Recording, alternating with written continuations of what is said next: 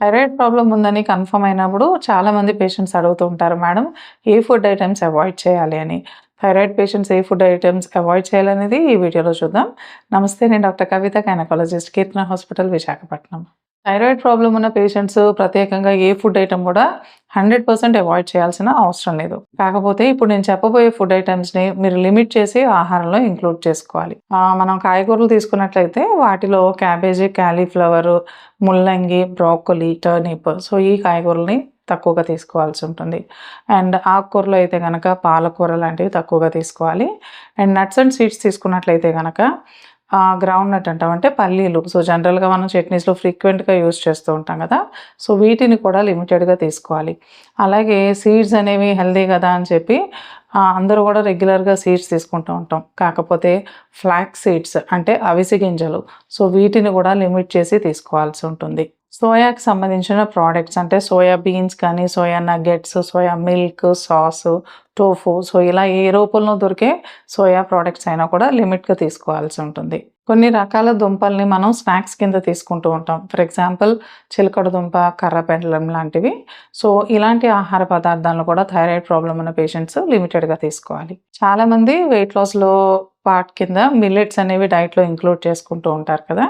So millets తీసుకునే వాళ్ళు ప్రత్యేకంగా బాజ్రా అంటాం, అంటే సజ్జలు అనే వెరైటీని థైరాయిడ్ పేషెంట్స్ అవాయిడ్ చేయాల్సి ఉంటుంది. సో మిల్లెట్స్లోనే అందరూ కామన్గా యూజ్ చేసేది రాగులు కదా. సో ఈ రాగులు అనేవి కూడా థైరాయిడ్ పేషెంట్స్ తక్కువగా తీసుకోవాలి. బట్ కంపారిటివ్గా సజ్జల కన్నా కూడా రాగులు కంపారిటివ్గా సేఫ్ అనమాట. అండ్ కొన్ని రకాల థైరాయిడ్ ఇష్యూస్ ఉన్నవాళ్ళు, అంటే ఆటో ఇమ్యూన్ థైరాయిడైటిస్ అంటాం, హషిమోటోస్ థైరాయిడైటిస్ అంటాం. సో ఈ ప్రాబ్లం ఉన్న వాళ్ళలో గోధుమలు, బార్లీ లాంటి వాటికి కొంత సెన్సిటివిటీ ఉంటుంది. సో ఇలా సెన్సిటివిటీ ఉన్న పేషెంట్స్ గోధుమలు, బార్లీ లాంటివి కూడా లిమిటెడ్గా తీసుకోవటం కానీ లేదా కంప్లీట్గా అవాయిడ్ చేయడం కానీ చేయాల్సి ఉంటుంది. కాఫీలు, టీలు, అలాగే కెఫీన్ ఎక్కువగా ఉండే కూల్ డ్రింక్స్ లాంటివి కూడా థైరాయిడ్ ప్రాబ్లం ఉన్న పేషెంట్స్ అవాయిడ్ చేయాల్సి ఉంటుంది. అండ్ ప్రాసెస్డ్ ఫుడ్స్ అంటాం కదా, అంటే బయట నుంచి రెడీలీ అవైలబుల్ ఫుడ్స్ కానీ, లేక షుగర్ కంటెంట్ ఎక్కువగా ఉండే ఫుడ్స్ లాంటివి కానీ, మైదాతో చేసే ప్రోడక్ట్స్ కానీ, సో ఇలాంటివన్నీ కూడా వీలున్నంత వరకు థైరాయిడ్ పేషెంట్స్ అనేది లిమిట్ చేసుకోవాల్సి ఉంటుంది. ఇప్పుడు చెప్పిన ఆహార పదార్థాలు అన్నీ కూడా థైరాయిడ్ హార్మోను తయారయ్యే ప్రాసెస్లో, అంటే ఐడిన్ అనేది అబ్జార్బ్ అవటం దగ్గర నుంచి థైరాయిడ్ హార్మోను ఇన్యాక్టివ్ ఫామ్ నుంచి యాక్టివ్ ఫామ్కి కన్వర్ట్ అయ్యే క్రమంలోను, సో ఇట్లాగా డిఫరెంట్ స్టేజెస్లో పనిచేసి థైరాయిడ్ హార్మోన్ అనేది సరిగ్గా తయారవకుండా అడ్డుపడుతూ ఉంటాయి.